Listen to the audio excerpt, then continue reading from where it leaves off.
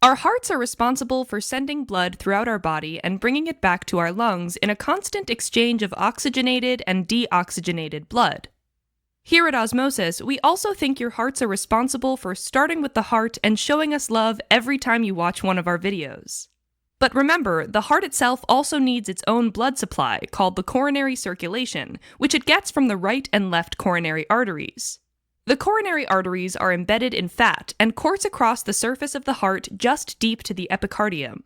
Let's begin with the right coronary artery, or RCA, which has its origin in the right aortic sinus and passes to the right side of the pulmonary trunk. Close to its origin, the RCA gives a sinoatrial nodal branch, which supplies the sinoatrial node. The RCA then descends in the coronary sulcus. Along the way, it gives off the right marginal branch, which gets close to the apex but doesn't reach it and supplies the right border of the heart. After giving this branch, the RCA turns to the left and continues its journey in the coronary sulcus posteriorly. Here, the RCA gives yet another branch, the atrioventricular nodal branch, which supplies the AV node. The RCA usually gives the posterior interventricular branch, which descends in the posterior interventricular groove. This branch supplies areas of both ventricles and sends perforating interventricular septal branches into the IV septum. Finally, the terminal branch of the RCA continues for a short distance in the coronary sulcus. The left coronary artery, or LCA, originates from the left aortic sinus and passes between the left auricle and the left side of the pulmonary trunk and gets in the coronary sulcus. At the superior end of the anterior interventricular, or IV, groove, the LCA divides into two branches: the anterior interventricular, or IV branch, sometimes called the left anterior descending, or LAD, and the circumflex branch. The anterior IV branch passes through the anterior IV groove to the apex, where it turns around the inferior border of the heart and typically anastomoses with the posterior IV branch of the RCA.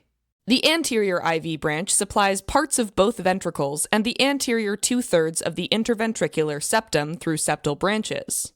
In many people, this branch gives rise to the lateral branch or diagonal artery, which descends to the anterior surface of the heart.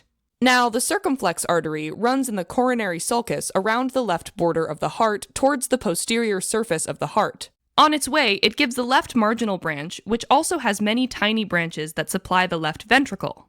Most commonly, the circumflex branch of the LCA terminates in the coronary sulcus on the posterior aspect of the heart prior to the crux of the heart.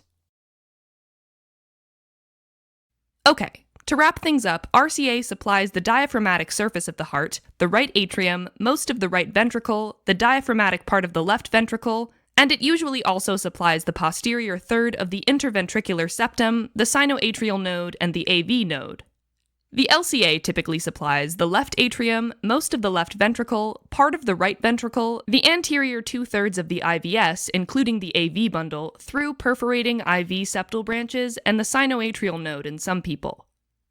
And the reason for all the sums and usuallys is because there is something called dominance of the coronary arterial system, which refers to whether the right or left coronary artery gives off the posterior interventricular branch.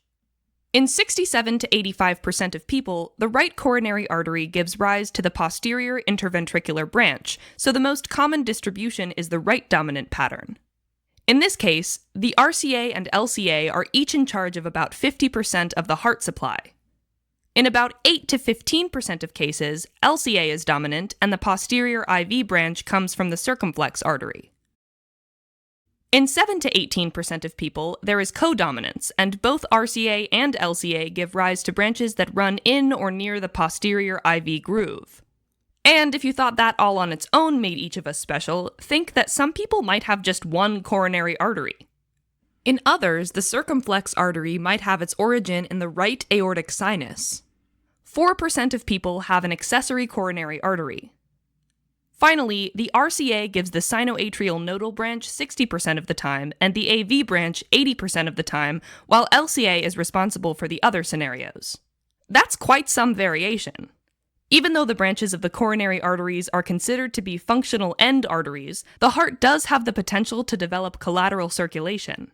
This typically occurs between the termination of the right and left coronary arteries in the coronary sulcus between the IV branches near the apex in 10% of normal hearts and can potentially develop for all hearts. Alright, now where there are arteries, there are veins.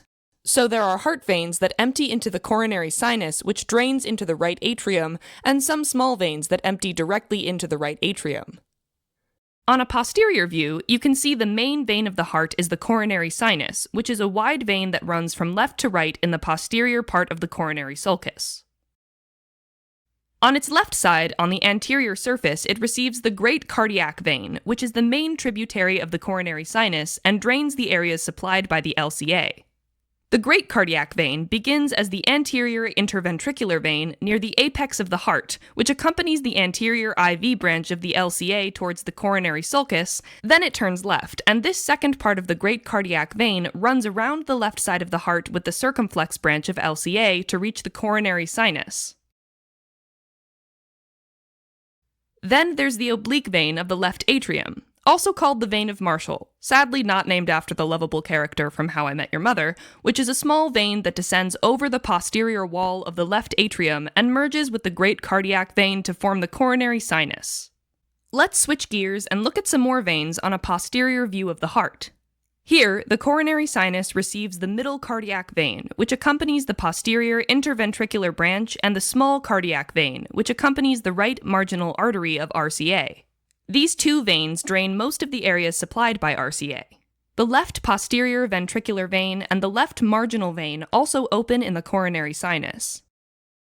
Some other veins begin over the anterior surface of the right ventricle, cross over the coronary sulcus, and end directly in the right atrium, or sometimes enter the small cardiac vein. Alright, as a quick recap, the heart receives arterial blood supply from the right and left coronary arteries and their branches, and venous blood is drained by the middle cardiac vein, the left marginal vein, as well as the left posterior ventricular vein, part of the small cardiac vein, and the oblique vein of the left atrium. Dominance of the heart refers to whether the right or left coronary artery gives off the posterior interventricular branch, where 67 to 85% of people are right coronary artery dominant.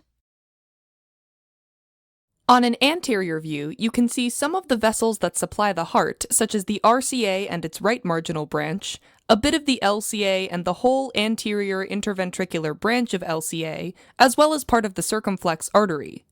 You can also see the small cardiac vein following the right marginal branch, the anterior part of the great cardiac vein following the anterior interventricular branch, and finally a small part of the middle cardiac vein.